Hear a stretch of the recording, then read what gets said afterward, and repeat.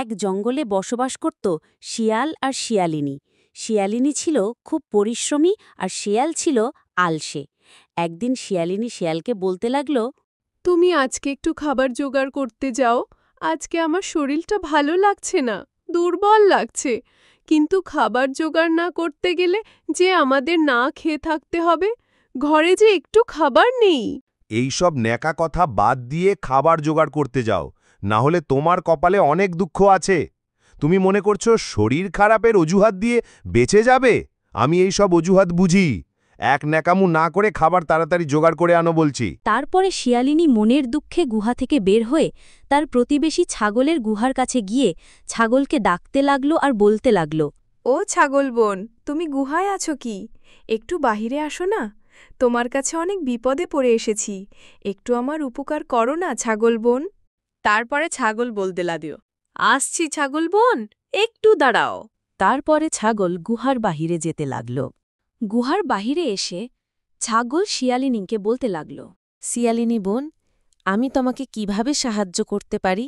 ছাগল বোন, আজকে আমার শরীরটা ভালো লাগছে না। আজকে শিয়ালকে খাবার জোগাড় করতে বলেছি বলে আমাকে অনেক কথা শুনিয়েছে। তাই কোনো উপায় না পেয়ে তোমার কাছে এসেছি। তোমার কাছে কি কিছু খাবার পাওয়া যাবে? তারপর ছাগল তার গুহায় গেল। তার কিছু খাবার রাখা ছিল, সেগুলো নিয়ে শিয়ালিনী কাছে যেতে লাগল আর শিয়ালিনী কাছে গিয়ে খাবারগুলো দিয়ে দিল। এই নাও শিয়ালিনী বোন, আমার কাছে এইটুকু খাবার আছে। তুমি আর এই শরীর নিয়ে খাবার খুঁজতে যেও না। এই খাবারটুকু ভাগাভাগি করে খেয়ে নিও। শিয়ালিনী ছাগলের কাছ থেকে খাবার নিয়ে তার গুহায় যেতে লাগল এবং গুহায় গিয়ে শিয়ালকে শিয়ালিনী বলতে লাগল, এই নাও খাবার। তুমি শুধু খাবার গিলতে পারো, খাবার জোগাড় করতে পারো না। এই খাবারটুকু ছাগল বোন না দিলে না খেয়ে কাটাতে হতো। তোমার মতো অলস আমি আর একটাও দেখিনি। এখন খেয়ে নিয়ে আমাকে উদ্ধার করো। তারপরে শিয়াল আর শিয়ালিনী খাবার খেতে লাগল। ছাগল বোন, অনেক দিন হলো ভাবছি তোমাকে দাওয়াত করতে, কিন্তু সংসার টানাটানির জন্য দাওয়াত করতে পারিনি। যাই হোক, কালকে তোমার বাচ্চাদের নিয়ে আমাদের গুহায় দাওয়াত খেতে আসবে। আসলে কিন্তু মন খারাপ করব। আচ্ছা বাবা, ঠিক আছে, কালকে আমরা সবাই মিলে তোমার গুহায় দাওয়াত খেতে যাব। এখন তো তুমি খুশি? এখন তুমি গুহায় যাও, দেরি হলে শিয়াল ভাই তোমাকে বকবে। ছাগল আর তার বাচ্চা মিলে দাওয়াত খেতে রওনা দিল। কিছুক্ষণ পরে শিয়ালিনী গুহায় গেল আর ছাগল শিয়ালিনীকে বলতে লাগল, ছাগল বোন, এখন তুমি খুশি? আমরা সবাই মিলে তোমার বাড়িতে দাওয়াত খেতে এসেছি। খুশি তো অবশ্যই হয়েছি, এখন তোমাদের খাবার দেই। ছাগলের বাচ্চাগুলো বেশ কচি, মোটা তাজা, খেতে বেশ মজা পাওয়া যাবে। ছাগলের কাছ থেকে শুনতে হবে ওরা একা কখন থাকে। ছাগল বোন, তুমি যখন বাহিরে যাও তখন তোমার বাচ্চাদেরকে সাথে নিয়ে যাও। না শিয়াল ভাই, ওরা তো অনেক ছোট, তাই আমি ওদের গুহায় রেখে যাই। তারপর শিয়ালিনী ছাগল ও তার বাচ্চাদের খাবার দিল। তারা খাবার বেশ মজা করে খাচ্ছিল। খাওয়া শেষে ছাগল আর তার বাচ্চা মিলে গুহার দিকে রওনা দিল। ছাগল তার বাচ্চাদেরকে বলতে লাগল, আমার সোনা বাচ্চারা, তোমরা গুহার মধ্যে থাকো, কোথাও যাবে না। আমি তোমাদের জন্য খাবার জোগাড় করতে যাচ্ছি। এই কথা বলে মা ছাগল গুহা থেকে বের হতে লাগল।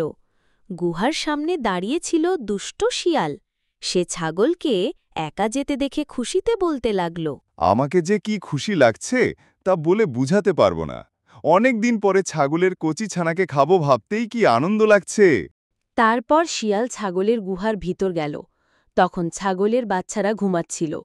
শিয়াল সবচেয়ে মোটা তাজা বাচ্চাটাকে নিয়ে বাহিরে এলো। তারপর ছাগলের বাচ্চাটাকে মেরে ফেলে খেতে লাগল। শিয়াল ছাগলের ছানাকে খাওয়ার শেষে তার গুহায় যেতে লাগল এবং গুহায় গিয়ে একা একা বলতে লাগল, ছাগলে ছানাটা খেয়ে বেশ মজা পেলাম। আর কিছুদিন গেলে সুযোগ বুঝে আর একটা ছানাকে খেয়ে ফেলব। শিয়ালের সব কথা শিয়ালিনী পিছন থেকে শুনে ফেল। তারপর শিয়ালিনী ছাগলের কাছে যেতে লাগল। এদিকে ছাগল তার গুহায় গিয়ে দেখতে পেল তার ছানা একটা নেই। সে তার বড় ছানাকে ঘুম থেকে ডেকে ছোট ছানার কথা জিজ্ঞেস করল। মায়ের কথা শুনে বড় ছানা বলতে লাগল, মা, আমরা দুইজনে তো একসঙ্গে ঘুমিয়েছিলাম। হয় ও আমার আগে ঘুম থেকে উঠেছে, বাহিরে খেলা করছে। তুমি ভালো করে দেখোনি? চলো মা, আমরা দুইজনে দেখি। ছাগলের ছোট ছানা আর মা ছাগল বাহিরে যেতে কিছু দূরে মাটিতে রক্ত দেখতে পেল। ঠিক সেই সময় শিয়ালিনী সেখানে চলে আসলো আর বলতে লাগল, ছাগল বোন, তোমার ছোট ছানাকে ওই দুষ্টু শিয়াল খেয়ে ফেলছে। ও একা একা বলতেছিল, আমি সব শুনে তোমার কাছে এসেছি। তুমি নিজে ওর বিচার করবে, এমন শাস্তি দিবে যেন আর কোনো মায়ের কোল খালি না হয় জঙ্গলে। মা ছাগল আর শিয়ালিনী শিয়ালের গুহায় ঢুকে শিয়ালের লেজ কেটে দিল। শিয়াল লজ্জায় জঙ্গল থেকে চলে গেল আর কোনো দিন ফিরে আসলো না। বন্ধুরা, একটি ভিডিও তৈরি করতে আমাদের অনেক মেহনত করতে হয়। দয়া করে আমাদের চ্যানেলটি সাবস্ক্রাইব করুন এবং নতুন নতুন ভিডিও সবার আগে পেতে নোটিফিকেশনটি অন করে রাখুন, যাতে করে আমাদের চ্যানেলের নতুন ভিডিও আপলোড হওয়ার সাথে সাথে আপনি পেয়ে যান। ভিডিওটি ভালো লাগলে লাইক কমেন্ট শেয়ার করতে ভুলবেন না। আপনাদের একটি লাইক কমেন্ট শেয়ার আমাদের পরবর্তী ভিডিও তৈরি করতে উৎসাহিত করে।